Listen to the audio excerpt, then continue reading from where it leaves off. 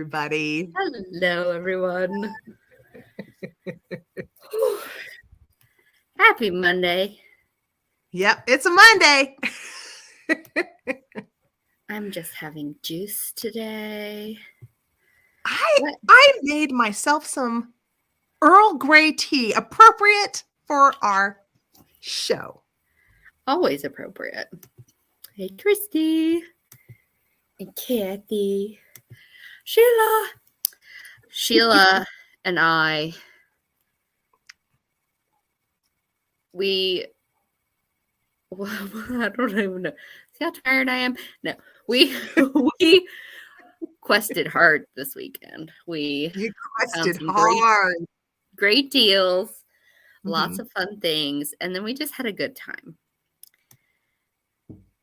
And I like that.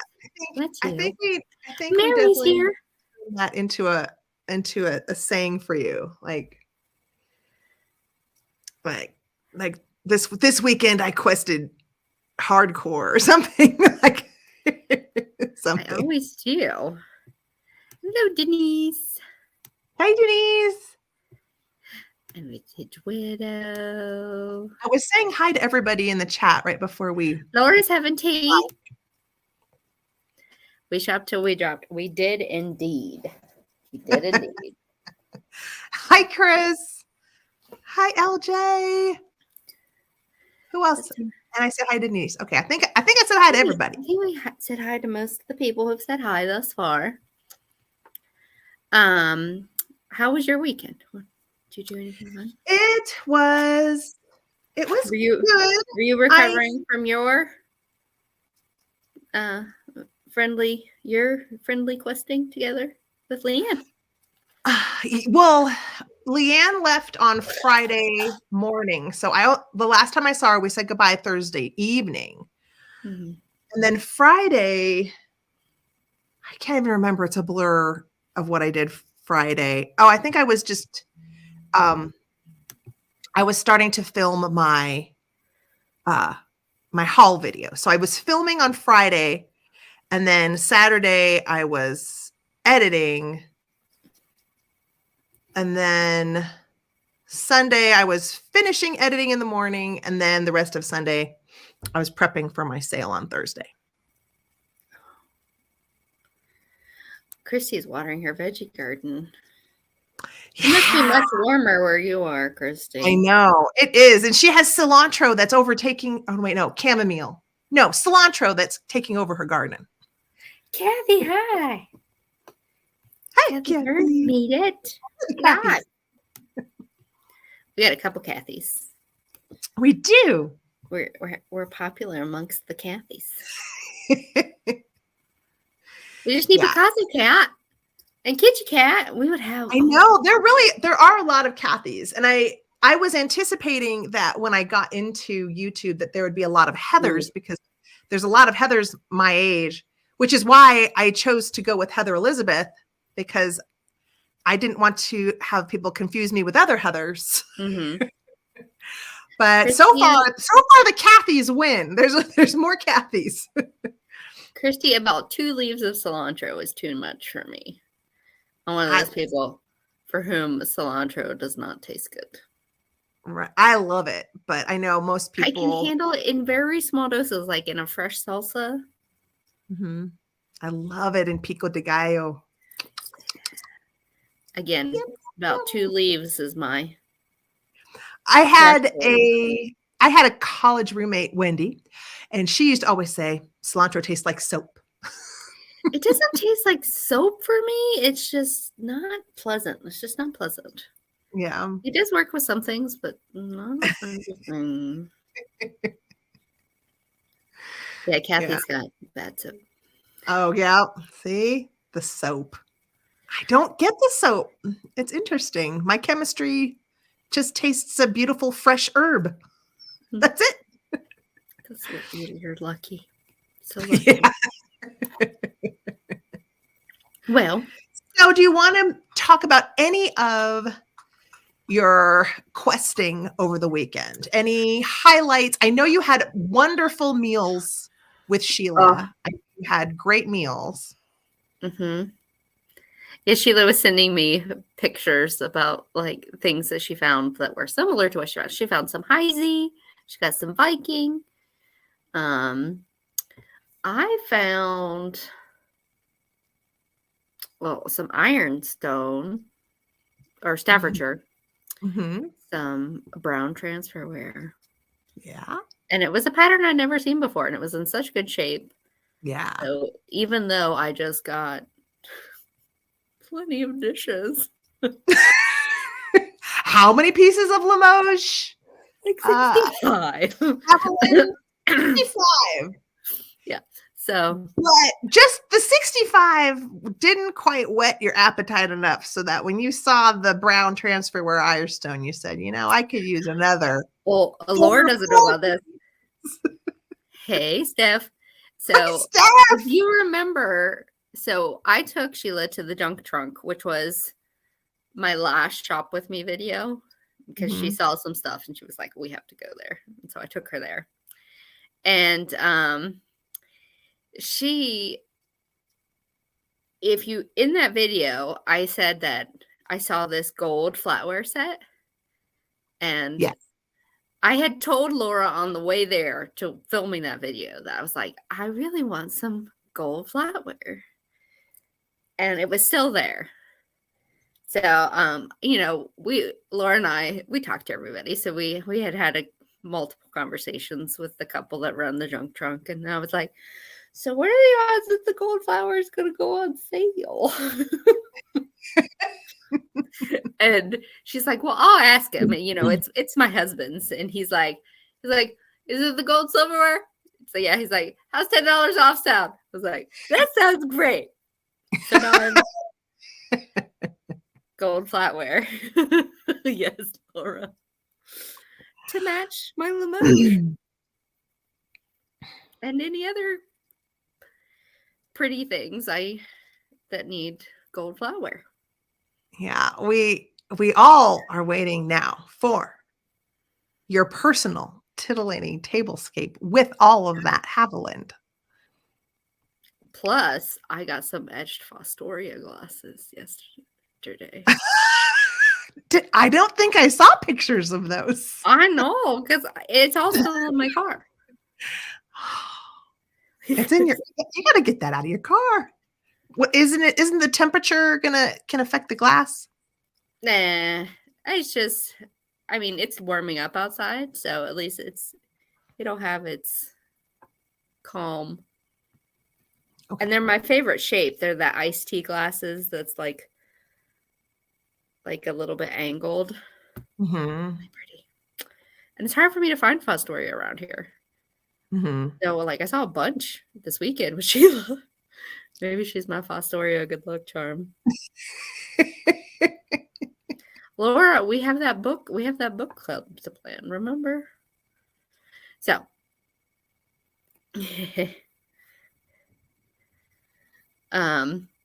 I was gonna post to Instagram, but I don't think we have time.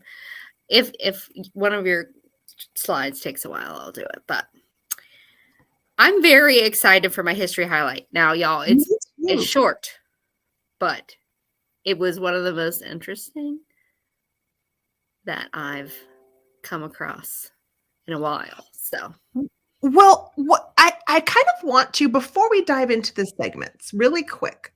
You just was talking to Laura about a book group. Is this something? Could we start a book group here? Oh yeah. Should we? There was a book. I don't know. Laura and I were talking about that. We said we needed to read, and then we told our friends about it. They're like, "How about we say we're having a book club and just show up at your house?" No books being read. Yeah, I guess we kind of do that with Media Must. We kind of do that a little bit. Yeah. So, if there's a book we should all read, I think it was. It was that 50s. Because I had just listened to an interview about it on NPR. This woman, in the 50s, talked about having it all or something. And so it was Having it all. very, like, as a woman, having it all. Uh-huh. So it was very, like, dated. Mhm. Laura will find it for us because we talked about it and then I forgot. So Yeah, the book club concept of does having need wine, Sheila. what happened with the wine? She said book club design. I committed a grave sin this weekend against wine. You put an ice cube in it. No. We were going to the amazing Vanessa's Kitchen for dinner, and it's BYOB. And I had put a bottle opener and the bottle of wine in a tote bag so that I wouldn't drop it. The best of everything. That's what it is. Rona Jaffe. And we were walking towards the restaurant, and I don't know. I must have been holding the bag. I must have been holding the bag, and the bottle went. Oh no! It's okay. We worked it out. Don't worry. Oh. There was a plan B. We still had wine. Oh yeah, it's the best of everything. So it's 65 years old, but it was like Sex in the City in the 50s, about a single career woman trying to make it in New York City. It could be fun. Could be fun. Oh my God! Can you imagine having a time machine just so you could go back to New York City and buy an apartment and just sit there and wait, appreciate to millions and millions of dollars? Well, I would go back in time and buy it, but only if I could immediately come back to the present. Right. Okay. Well, I would furnish it as a time capsule situation. Oh. Uh-huh. Because can you imagine the money you'd make on Airbnb if oh it was my God. all vintage 50s? You would have retirement income. You'd be set. All right. Who here is got the time machine and works? Yeah. Who's holding out and has a time machine in their garage? Yeah. What's that? Where's the flux capacitor? Who's got it? Oh, okay. Well, on that note, let's get started. Yeah, let's get started. Because I'm very excited. Again, I don't have a ton of information, but I'm very excited. But we have our normal segments to get through first. You love this? I love that. I love the carrots. I haven't read it, Christy. So, yes, I found veggie centerpieces. And I mean, granted, whoever did this photography, they look amazing, but I could do this, I think, with the carrots and the roses. Yeah, it could be done. I wonder how they're holding up. Is there a big flower frog on top of that vase? I don't know. Or some chicken wire. Chicken wire is the poor person's flower frog. Yes. Yes. But I like the cabbage. It would be better if it was filled with cabbage roses. You know? I just like the concept. So I thought these are lovely. I just love the colors on the carrot one. It's just so vivid and very vivid and very whimsical. That's what it is. It's very whimsical. So well, and the girls are talking about the Jane Austen project here in the chat. I have. I don't know anything about the Jane Austen project, so I'm out of the loop. It's a movie? It's a book. It's a book. It could have been a movie as well, but I'm not sure. Is it just a book or is it a movie, y'all? Let us know. Yeah. Well, so my titillating tablescape is for the people who don't have the time for a whole tablescape, but you want to make an impact. And that is swanky charcuterie boards. But not just meats and cheeses. Just you wait. So, Oh, so on the left is for movie night, obviously. And I love that yes, it looks like the popcorn has spilled because yes, that's what happens when you go to the movies. yes. But all the candies. Mm-hmm. And I like that the little star dishes are just tucked in there. Mm-hmm. And then on the right is like all you could want for s'mores. On the right is glorious. Right. The toasted marshmallows in In a a cast iron. skillet. Yeah. I love it. This whole one thing s'mores. to take from this is like if you stick it in a tray or on a cutting board, it automatically looks like you made a big effort. Mm-hmm. Even if you didn't have to cook any of those things except for toasting the marshmallows. Mm-hmm. Gosh, it looks good. This is why I love charcuterie boards. Yes. There's only one in here that involves like serious cooking, and we'll get to that one. But look, this matches your flowers. You could have the carrot centerpiece next to this board on the left. Oh my God, it'd be amazing. Isn't it? Yes. I really want to know what kind of cheese is in those peppers because it looks delicious. Yeah, the stuffed peppers look amazing. Yummy, beautiful, all of the above. And what I love about this hummus selection on the right is it's in like an old used pan because like you can see how it's stained. Oh, yes. Yes. Because those pans do not stay shiny if you use them. If somebody has shiny like sheet pans, they don't cook. They lie. Oh. So, all right, are you ready? Are you ready for the wow ones? I'm really impressed by these, so I better hold on. I better hold on to my chair. I don't know if I'm ready. Okay, here we go.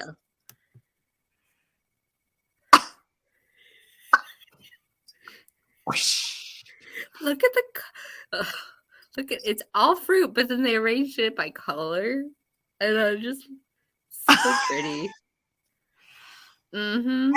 I don't know what to say. I mean, is it just blueberries and grapes together there on the upper left at like yes, there's blueberries and grapes and figs. Oh, figs. Okay. And then raspberries again, and figs again, and pomegranates and dragon fruit. Oh. And then there's mango and limes. The way they cut the fruit. The way they cut the fruit just makes it look like a whole bouquet. It's a fruit. I don't know. It's like a flat lay bouquet. And then, of course, the tacos. That's a huge dish. That's a big dish. Unless it's those tacos are little teeny tiny tacos, but I think they're standard. Like if you look at the size of the hot sauce bottle, I think those are standard tacos. So I think it's a big bowl. Yeah. But you don't have to do it on this scale. You can take that idea. Mm-hmm. It could be tacos for 2 or 1 in a smaller bowl. Yeah. This made me so very hungry. Even if you just ate, it makes you want to eat again. Yeah. So enticing. All right. So that's all. There were more, but these were my favorites. So wow. If you just go on Pinterest and put in fancy charcuterie, sky's the limit. Ooh, wow. Easter. Ooh, Easter. So you can make it look like a bunny rabbit. I have seen that. You take veggies and you make a bunny rabbit. Like mainly cauliflower. Oh, yes. Then carrot whiskers and various other things. Yeah. It's fun. Yeah. Okay. Collections. Yes. Speaking of bunnies, these are old candy Big Genie. containers and the rabbits. The rabbits are old candy Oh. containers, I think. And then, of course, the Putz sheep are very popular. And so they, this little collection is put together. But which I have to admit, I don't have any Putz sheep, and I've seen so many Instagram pictures of them together, and they really are cute. I kind of understand why everybody likes them.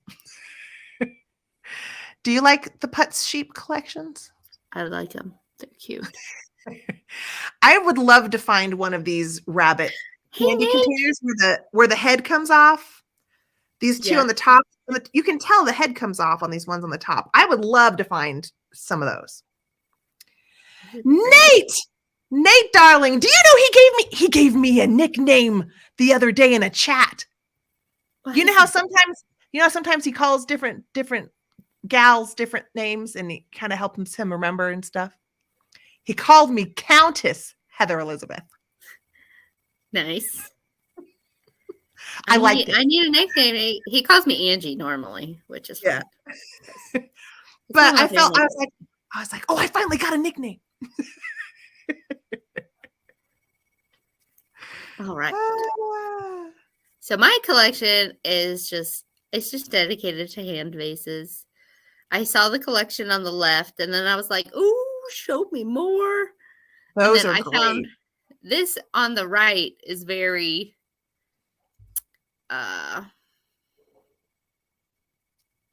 modern. Like, I think the green one is still being produced, and the other one really looks like the one that Mary had on her sale, but they're holding Lego flowers. No. Yeah. No, those are Legos? Yeah. I have Lego roses in my swung vases. I know you do. I know. But I'm and actually now I want to get more Lego flowers and fill them up. Yes. I have never seen some of these hand vases in these colors. Yeah, I think some of those are Victorian. Some of those are quite old, I think. Plus that's an extensive the various remakes throughout the years. Yes. They're so pretty. I keep an eye out. But the one I found in the wild, I let someone else have. You know what? I was feeling so guilty about it. I thought maybe I would bring it when I don't feel guilty. Come to visit. It just means I gotta find another one. They have lots of very cool flower arrangements. And so this is like two of my nerdy things together, like hand vases.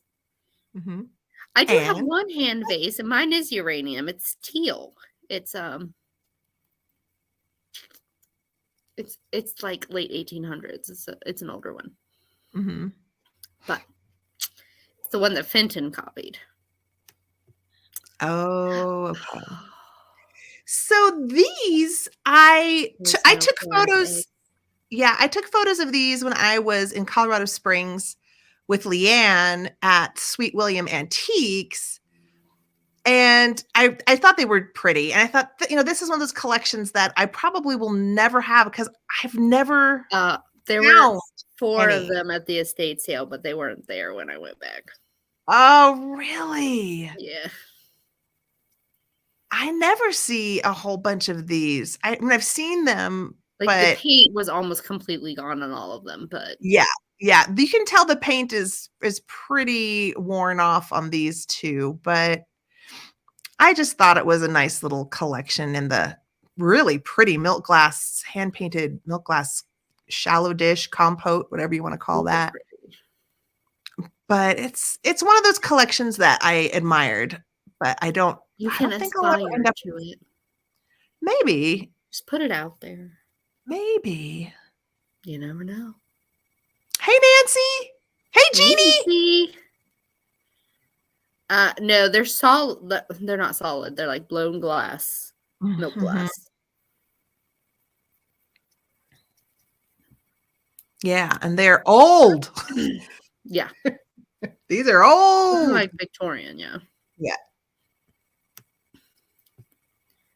Oh, you're next. Okay, so What is I happening here? found this is, and I found these photos back when I was doing the doorknobs, so I saved them, but I might be able to go back and find the artist. But an artist does this, and he actually, you can tell, I wanted to zoom in so you could see that he solders the pieces. Like he makes a full band around the seashell or the urchin, whatever he's doing, and then he solders it to either the salt and pepper shaker or the inkwell or whatever he's using.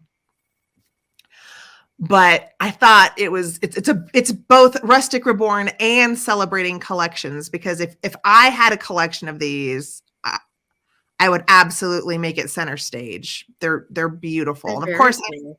I love shells in general, so, and coral. So it definitely drew my attention, but I really liked how this isn't just a hot glue number. This is No.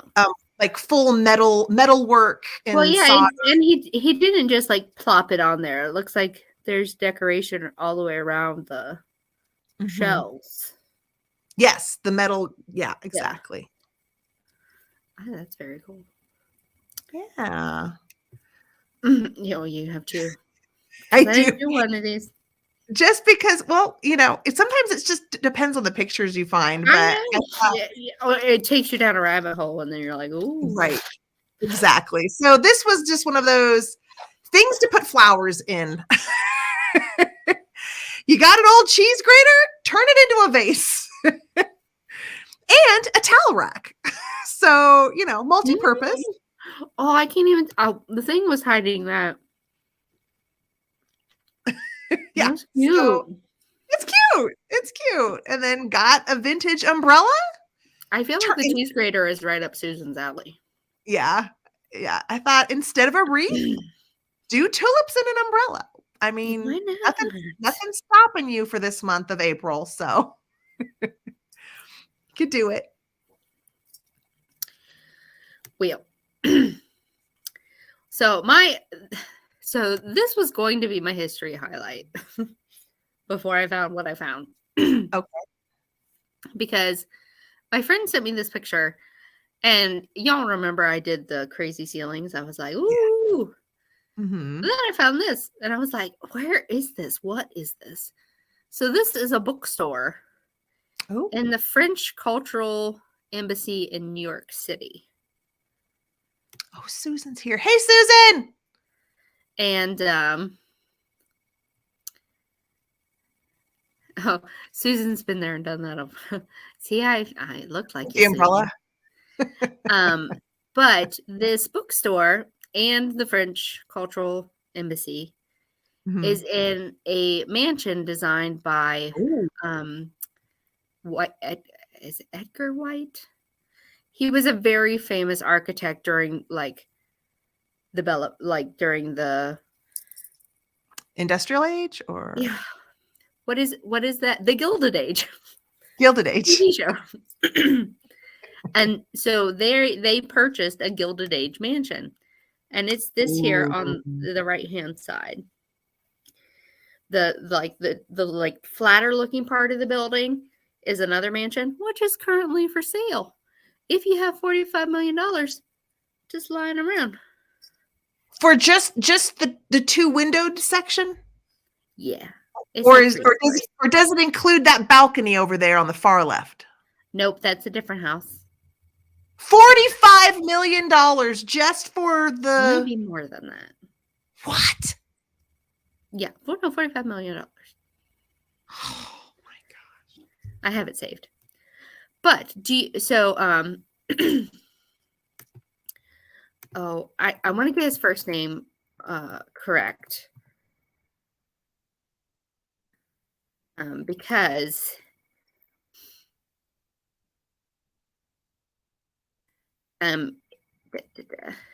Stanford White was his name. Stanford. Okay. Now,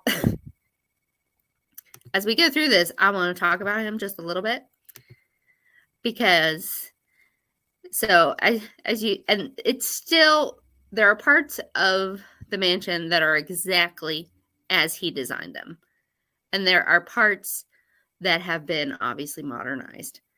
But Stanford White was, he was it was like Stanford, Mead, and McKee or something was the name of the architecture firm. And they were the toast of the Gilded Age for building things. He designed the Triumphal Arch in George Washington Park. Yes. Oh. I'm getting there, Sheila. So he wasn't just famous, he became infamous because he liked the ladies. He liked them a bit young, shall we say. And one lady, he helped her career along, shall we say. Oh, okay. Was Miss Evelyn Nesbit. Is any of this ringing a bell? He also helped design Madison Square Garden. Not the one that stands there today, but the one that stood there before. This is the Venetian room, and it's exactly as he designed it. He also designed how he wanted the furniture to be and how he wanted everything else to be. Mm-hmm. Y'all are getting 2 tiny history highlights today. I love wood herringbone floors. Beautiful. They didn't have a modern picture of the upstairs study, but this is from, I think, the 30s. Mm-hmm. And but Miss Nesbit married. She knew that Stanford White wasn't going to marry her because he was in his 40s and she was 19. And so she did get married to a gentleman named Harry Thaw, who wasn't known for being mentally stable. And he got it into his head that Stanford White had ruined his wife, which there was testimony during the trial of the century. Is this ringing a bell now? Oh. Harry Thaw went to Madison Square Garden and shot Stanford White dead in his private party box upstairs. Oh, wow. Yeah. So there was this whole big thing. Oh, they made it into a movie? The Girl in the Red Velvet Swing. Yeah, because she was 16 when she met Stanford White. So, but anyway, he made pretty things, but he paid the price. Shall we say he paid the price? But wow. Hey, Catherine. So Hi, if you're Catherine. interested in seeing some very pretty and unattainable residences, look up Stanford White and the things he designed. And if you want some drama, read all about him and Harry Thaw. So there's that. Okay. Wow. It's definitely a very crazy rabbit hole. Yeah. Yeah. But that's my inspiring interior. It's a gorgeous interior. That's a history blip. Yes. And this is a beautiful vignette.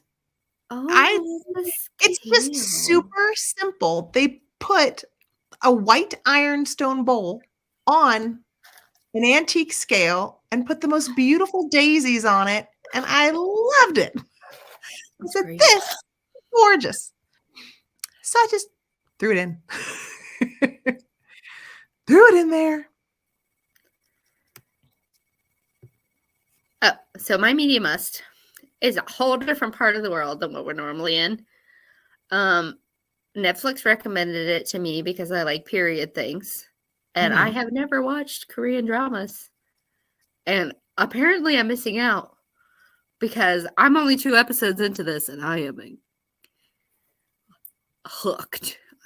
Oh, I cannot wait. Thank you for giving me something to just completely consume. Yeah, I'm in. Well, I think it's complete in 20 episodes. So I'm in. I think it was the first Korean drama to win an international Emmy. Wow. But the the colors and the buildings, and like it's not at all historically accurate. Just keep that in mind. This is not based on a true story. But there are truths to some of like the ceremonies and things like that happen. But just look at the imagery. Beautiful now there cinematography. is bloodshed, so if you don't like sword play and such, it's not for you. Not for you. Okay. Like if you've ever watched like the drama that goes on in royal families, this is exactly the kind of drama we're talking about here. So okay, that's my media must. And there's a whole rabbit hole for me to go down on Korean dramas, so there might be more in the future. This takes place during the Joseon Dynasty, which spans a very, very long time, so I couldn't tell you exactly when it happened. Was supposed to happen, because it was like 1300 something to 1910, so it was quite a period. But just here's another picture. I mean, look at those sleeves. They're beautiful. Look at those sleeves. Oh. Yeah, that's all. That's my media must. I love it. I cannot wait.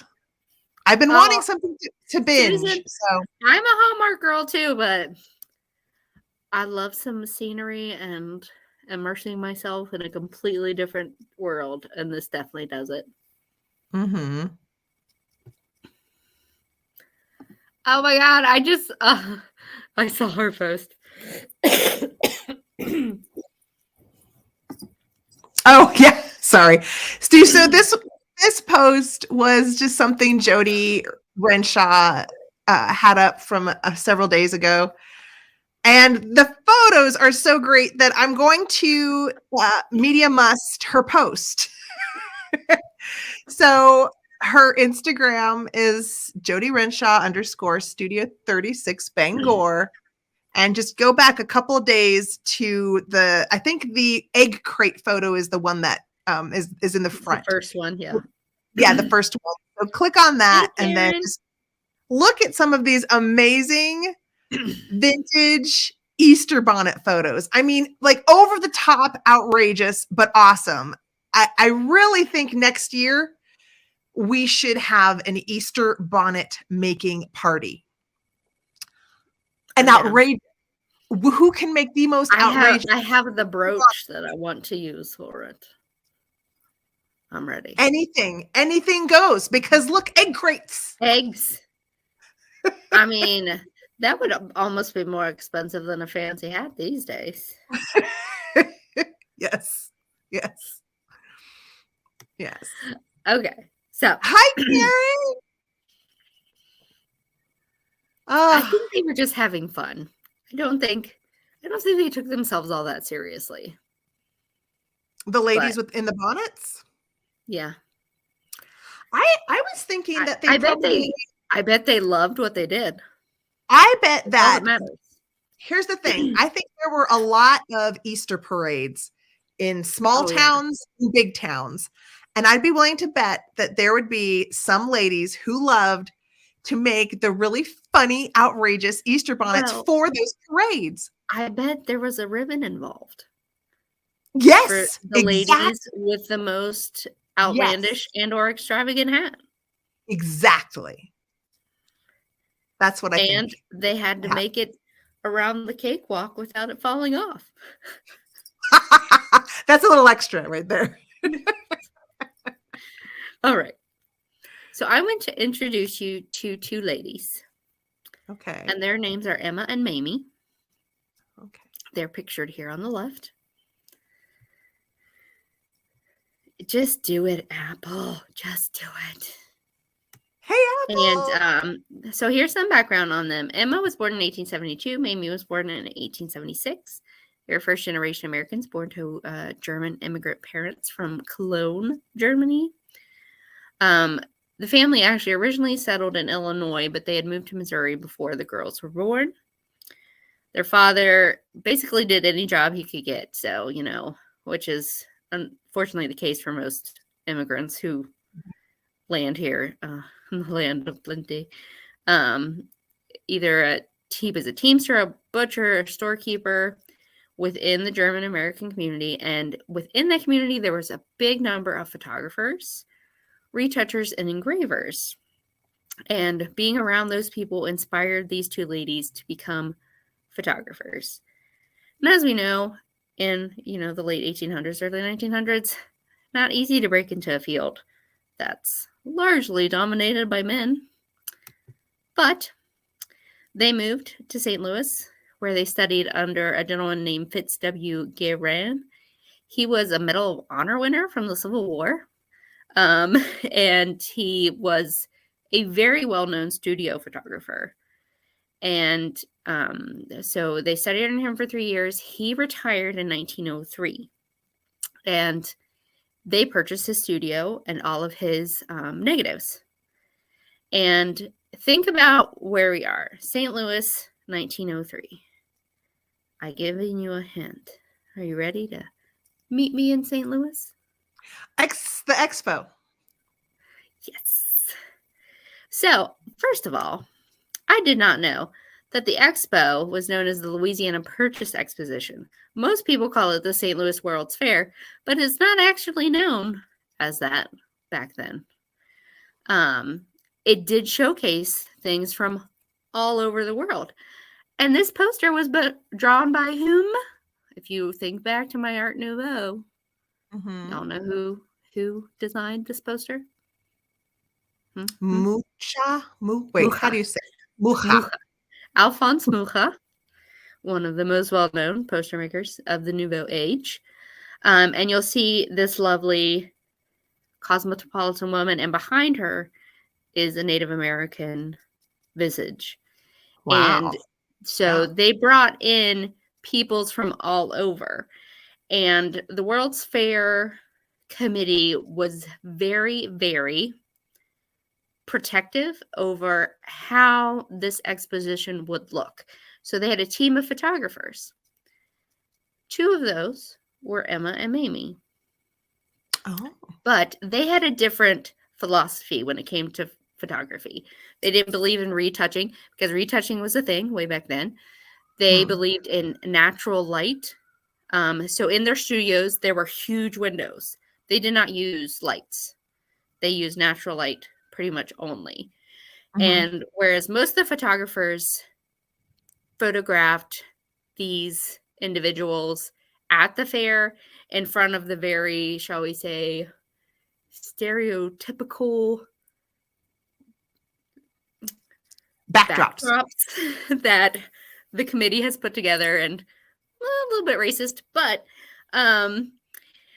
she and the 2 sisters took them to their studio to take the picture.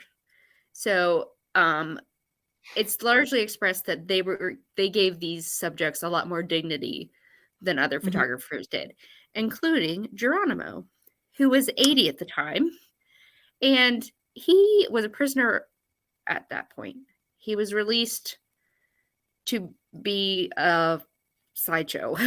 Like, that's the nicest way to put it. Like, they sold photographs of him. They let him sell like bows and arrows and stuff like that. And have you guessed their last name yet?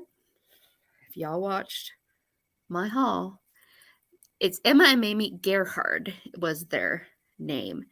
And there's now a large collection of their photographs from the exposition and later portraits in the Library of Congress and the Missouri Historical Society. But this picture of Geronimo is special because it's not just a picture of Geronimo. When they were preserving it in the Library of Congress, they noticed that the photographer is also seen in Geronimo's eye. Wow. And here she's wearing the, think about the time period. This is early 1900s. Women's suffrage. And this is the era of the new woman. And she's wearing the new woman outfit, with the white Oh, shirt, waist shirt, dark black skirt. We don't know if this is Emma or Mamie, but it's one of them, and they're photographing Geronimo in their studio in St. Louis. that's So neat. it's very cool. Yeah. There are, like, if you want to see some of, like, you can go to the Library of Congress and see a lot of, I didn't want to focus too much on the exposition photos, because there's still some issues, with just the way that all went down. Like, I'm kind of tempted to do a whole world that 1904 exposition history highlight, because there was a lot of good came out of it, a lot of not good came out of it. So that's on the back burner. But Okay. let's talk about the lovely ladies, because they were not, at this point in time, women weren't allowed into like photography groups.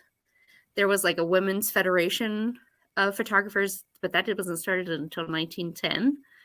And largely it was due, hey Patrick, to the work of Emma and Mamie. The Gerhardt sisters pushed for photography to be seen as an art, not just, it was before them, it was just seen as like a functional thing. Yeah, there's no artistry involved. But they're like, yes, there is. So but they were allowed to like hold office in some of these things, but they weren't allowed to be members. Like they would take their work, but they wouldn't like make them members. But eventually that changed, and it was largely due to their work. Miss Laura Clay here is considered the leader of the American suffrage movement. She was the head of the Kentucky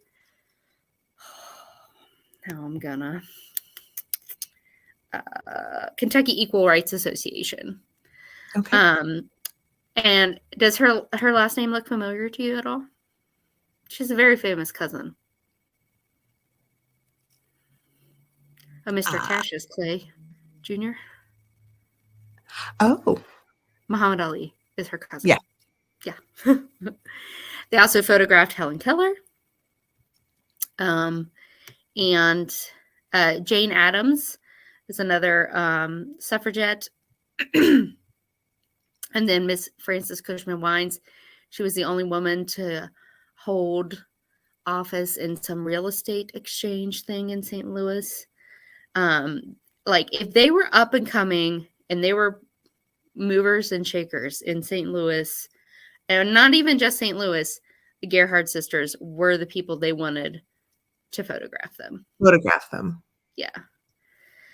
And if you notice the lighting here, other than Frances, I think hers might be an earlier one. But if you see the lighting on Jane and on Laura. Yeah, I love the one. That natural light. It's beautiful. Yeah. So I just found it fascinating. And then that's like, oh, what is happening? Would you lose? Oh. I was like, oh, wait.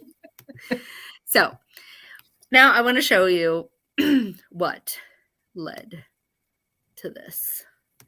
Actually, I made a new layout. Look. I love it. So if you watched my haul from the Dollar Day at the estate sale, let me make sure this is nice and clean. I grabbed this photo because it said Gerhardt Sisters, St. Louis. I knew nothing about these ladies at this point in time. I just knew that it would be kind of rare to have a female-based photography studio at this point in time. And so I snatched it. And now I own a Gerhardt Sisters original portrait. And this is embossed Gerhardt Sisters. Beautiful. And then just look at the light on her. And she's holding flowers. I haven't got to do any research on this photograph. Oh, wait, here we go. Miss Elsa Edna Rubin says, keep clean. It was made on 6/15/17. Wow. And it says, hold for Edna Rubin. Hey, Jennifer. So now I'm going to have to look up Edna Rubin and see what her claim to fame was. It's stunning. And the fact that you have something that's a part of history, and that's really great. The embossed. But yeah, so the teens were when they were really killing it in the portrait game. So, but it was the exhibition that put them on the map. So I feel I own some history, you know? You do. It's fantastic. And not just any history, but like female-centered, women in business history. Yeah. Women fighting for suffrage, women fighting for, our rights. So yeah. I find it an honor. And now I'm going to look up Miss Edna Rubin to see what I can find out about her. Yeah.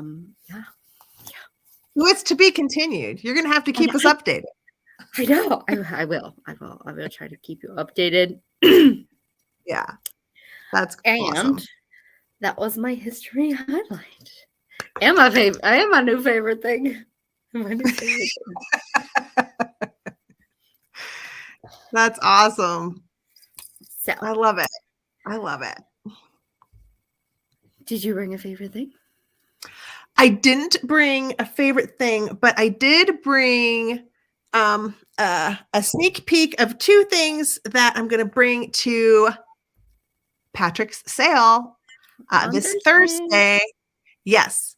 And so I was just going to, give a little taste. This is kind of the more fun stuff. I should have brought, I do have some antique things, but this is like vintage fun. So one of my lots on Thursday is going to be these little magazines. Well, this is a catalog, a 1953 catalog, Lana Lobo Holiday Fashions. It's so cool. If you like 1950s stuff, like fashions and like the really tight waist, huge poofy skirts. It's so cool. And these are $8.98, $10.98. Look at the tulle. I thought this was the coolest catalog. I have never gotten lucky enough to come across like a huge Sears or JCPenney, catalog that you can kind of dig in and see all of the fashions, see how much they were. So I thought this was really fun. So I thought that was a fun piece of ephemera from the 50s. And then one other thing I am bringing is a lot of packaging. So I've got this little popcorn box. So that would be cute in your movie. I know. I was thinking 4th of July with like maybe blue pinwheels coming out of it, like a fun vintage red, white, and blue. And then I'm also putting this with it, which is another thing that you could stick things in it, but a fun flower, just advertising. So a little advertising mid-century era lot. I have antique stuff too. I've got journals from 1850. Ooh. Yeah. I'm going to have to watch.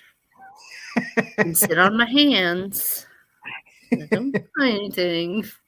Yeah, I wish I don't. It's hard to read the writing. All I know is that it's some sort of secretary log book. Yeah.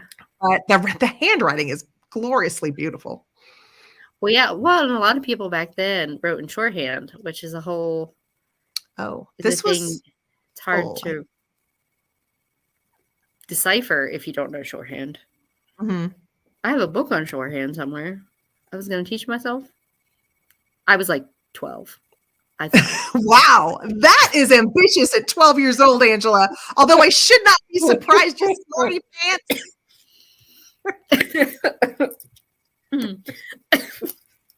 Now I need my inhaler. Hold on. I was trying to drop Patrick's still. Oh, Denise. Yeah, I'm going to be a guest on Patrick's channel, the Trusty Huckster Mercantile. He is in the chat here, and it is going to be on Thursday at 8 p.m. Eastern. And we're both going to be bringing ephemera, and he's going to have more ephemera. I'm going to have some ephemera and some paper. So I do have some photographs and things like that, which is not considered ephemera, but I'm still bringing it's funny because, like, I mean, there was like secretarial schools where you went to learn shorthand and typing and various other things, but right. So I had totally forgotten what my media must, like, I had my media must picked out like last week, and then I started watching that show today, and I was like, I gotta change it because I need somebody to talk to about it. So that's why I share things with y'all. I like to. Yes. Well, I'm sure some of us are at least going to watch episode 1, and so maybe we can do a little powwow next week and talk about it. Sounds good. All right, everyone. I hope you learned a little something about. Yeah. See, Catherine. Oh, wow. Nice. Yeah. I hope you enjoyed getting to know Emma and Mamie Gerhard. So if you see some pictures, like it has like a little copyright Gerhard sisters usually like scratched on the, like if you look at the Helen Keller, see right next to her at the bottom right of her dress, and then like to the left of Laura Clay, you'll see the little copyright and the Gerhard sisters. They were extremely savvy businesswomen. So yeah, I don't know if there's books or anything about them, but I'm definitely going to look into it because Emma and Mamie, they just blew my mind, and now I own a piece of their work. I'm so excited. So, yeah. Okay. I will stop. I loved it. I think we all loved it. So I will stop. I'm really glad that you found that photo and that it instigated. Well, and it's so funny because that was obviously not enough people know about them because. Hi, Leanne. Because that was when I went back the second time on the Dollar Day, and there was no one there, and so I was just leisurely going through the photographs. And that's when I saw that one. So you never know what happens when you dig. I got Gerhard sisters. I got my dance card. It's the wonderful thing about going on an antiques quest. Yes. Is that you just never know. Yes. The quest will lead you. Yes. All right. All right, y'all. I hope you have a fantastic night and that you have a great week. We will see you next week on Heather Elizabeth's channel, and we might see you before that on Patrick's channel on Thursday for an ephemera sale. Yeah, come hang out with us. I'll probably be in the chat. Oh, yes. That's all. I don't have no quotes. Oh. Well, Kathy's already sleuthing for Edna Rubin for me. Oh, wow. It's happening. Things are underway. I know. I'm excited. All right, everybody. Have a great night. And we will see you. Good night, everyone. Bye, everybody. Love you guys. See you next week.